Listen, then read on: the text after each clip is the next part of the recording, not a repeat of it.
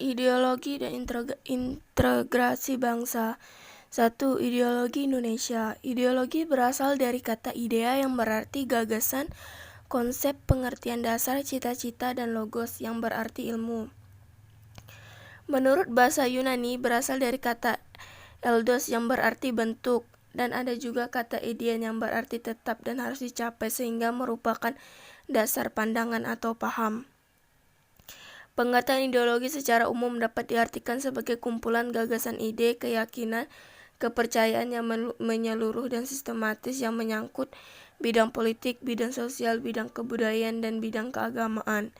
Ideologi negara merupakan sistem kenegaraan untuk rakyat dan bangsa, pada hakikatnya merupakan asas kerohanian yang memiliki ciri khasnya diantaranya mempunyai derajat tertinggi sebagai nilai hidup kebangsaan dan kenegaraan, mewujudkan suatu asas kerohanian, pandangan dunia, pandangan hidup, pedoman hidup, pegangan hidup yang dipelihara, dikembangkan, diamalkan, dilestarikan kepada generasi berikutnya, diperjuangkan dan dipertahankan dengan kesediaan berkorban. Terdapat dua ideologi, yaitu ideologi terbuka dan ideologi tertutup. Ideologi terbuka adalah suatu sistem pemikiran tertutup yang membenarkan pengorbanan masyarakat bukan hanya berupa nilai dan cita-cita tertentu, melainkan sesuatu tuntutan bagi rakyat.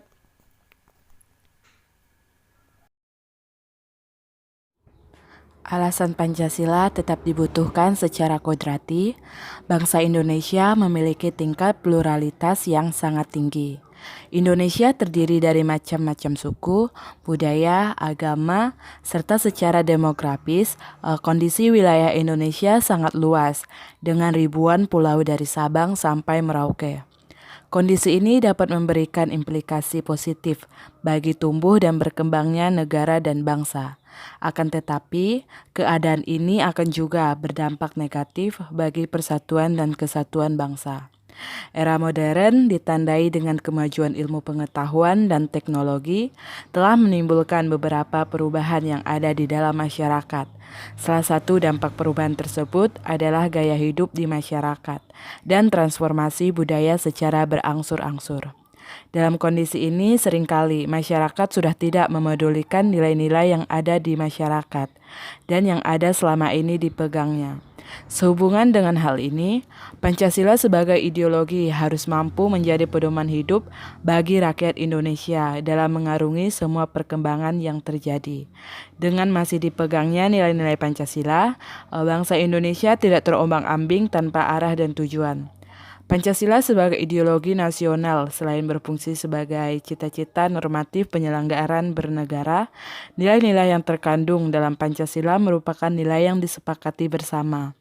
Karena itu juga berfungsi sebagai sarana pemersatu masyarakat yang dapat mempersatukan berbagai golongan masyarakat di Indonesia.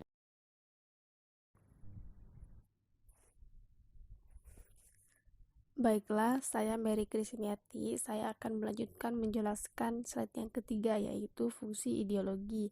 Nah, di sini ada beberapa fungsi ideologi, yaitu struktur kognitif, orientasi dasar, dan norma yang menjadi pedoman.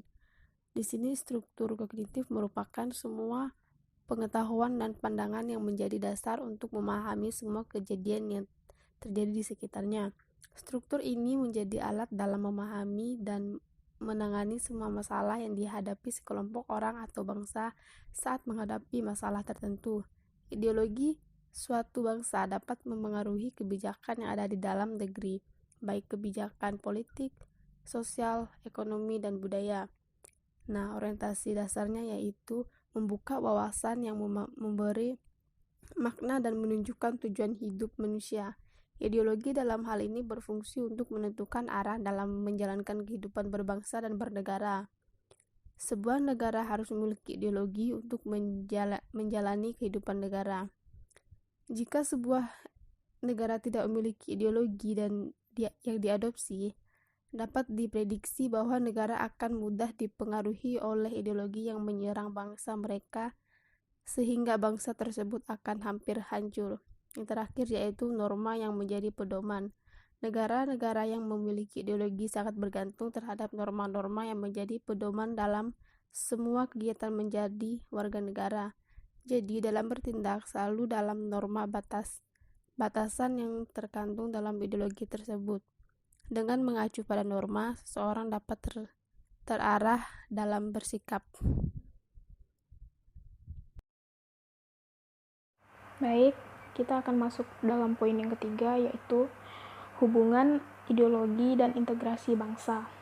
Seperti yang kita ketahui, ideologi negara kita adalah Pancasila, yang mengumpulkan dan menyatukan nilai-nilai teragung dan mulia yang ada di wilayah geografis Nusantara yang terkandung di seluruh bangsa. Nah, lalu bagaimana sih hubungan ideologi dan integrasi bangsa itu berlangsung? Di sini dikatakan bahwa sebuah bangsa akan hancur apabila bangsa itu tidak mengamalkan nilai-nilai yang mempersatukan. Dan yang lebih buruknya lagi, ketika bangsa itu meninggalkan ideologi dan nilai-nilai yang semula membentuk mereka. Jika itu terjadi, maka bangsa itu bisa dipastikan akan hancur berantakan, oleh sebab tidak ada jalan lain bagi kita semua. Dasar-dasar yang telah mengikat kita itu harus kita hayati, pahami, dan amalkan. Apabila kita mengamalkan dan memahami dengan benar apa itu Pancasila, maka pemersatu bangsa ini akan terintegrasi dengan baik.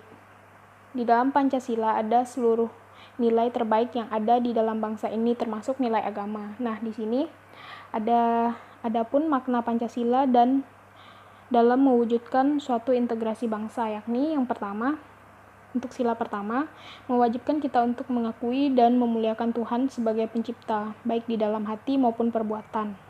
Untuk sila kedua, mewajibkan kita untuk mengakui dan memperlakukan setiap orang sebagai sesama manusia yang memiliki martabat mulia dan hak serta kewajiban asasi. Sila ketiga, mewajibkan kita untuk mencintai tanah air bangsa dan negara Indonesia. Untuk sila keempat, mewajibkan kita untuk turut serta dalam kehidupan politik dan pemerintahan sesuai dengan kedudukan masing-masing.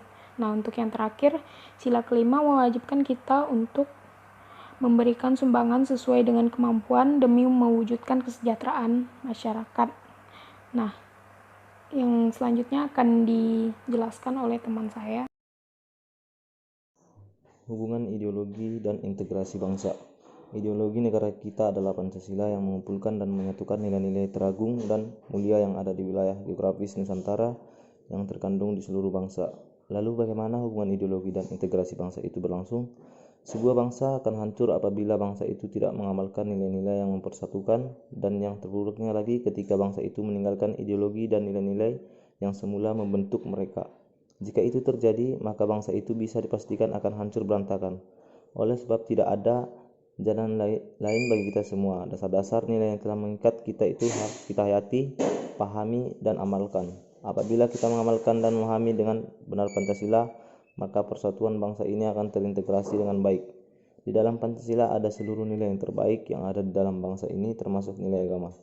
Adapun makna Pancasila dalam mewujudkan suatu integrasi bangsa, yakni A. Sila pertama mewajibkan kita untuk mengakui dan memuliakan Tuhan sebagai pencipta, baik dalam hati maupun perbuatan. B. Sila kedua mewajibkan kita untuk mengakui dan memperlakukan setiap orang sebagai sesama manusia yang memiliki martabat mulia dan hak serta kewajiban asasi. C. Sila ketiga mewajibkan kita untuk mencintai tanah air bangsa dan negara Indonesia. D. Sila keempat mewajibkan kita untuk turut serta dalam kehidupan politik dan pemerintah sesuai dengan kedudukan masing-masing. E. Sila kelima mewajibkan kita memberi sumbangan sesuai dengan kemampuan demi mewujudkan kesejahteraan rakyat.